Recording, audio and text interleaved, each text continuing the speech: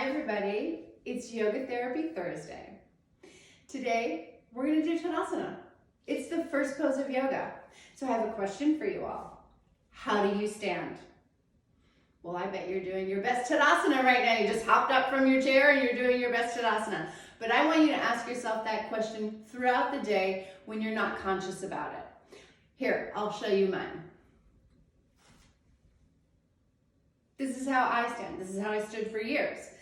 I had 3 children 4 years apart. I carried a baby on my hip. See this hip hike? I call this the mom hip.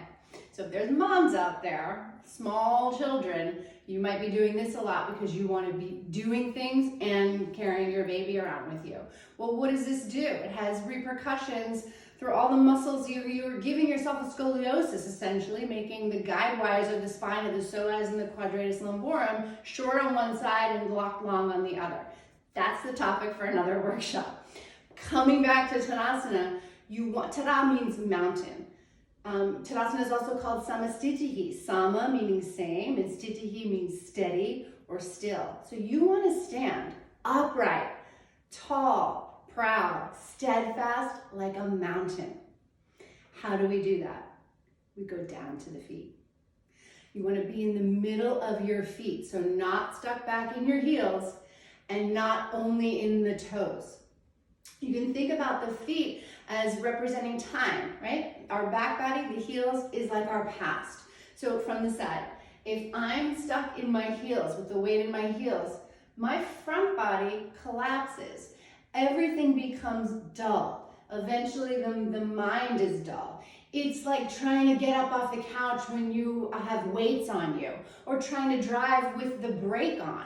You want to be in the middle. When you're in the middle, the hips are contracted, you're in the middle of the feet, you're in the middle of your pelvis, because your pelvis is part of your foundation, is part of your stability.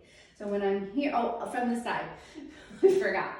When you're back in your heels, there's this like looseness to the hips, and what happens is when the front body collapses, the abdomen just kind of spills forward. It becomes a big place of a leakiness, which puts more pressure on the lower back, and we lose that connection to our deep layers of our abdominal muscles.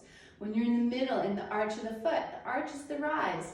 Everything rises. The spine is erect. You have the natural curves of the spine, and then your head isn't forward, and the neck muscles are working. There is a lightness. The lungs move forward where they function better. You have the integrity of the core. And when you are light and you are in the middle of yourself, your mind is light. Your mind is agile. Because remember, there's no separation between the body and the mind. What you do in the physical body is what you do in the breath body, the energetic body, and what you do in the emotional and the mental body. So be in the middle of yourself. Be like a mountain. Ta-da!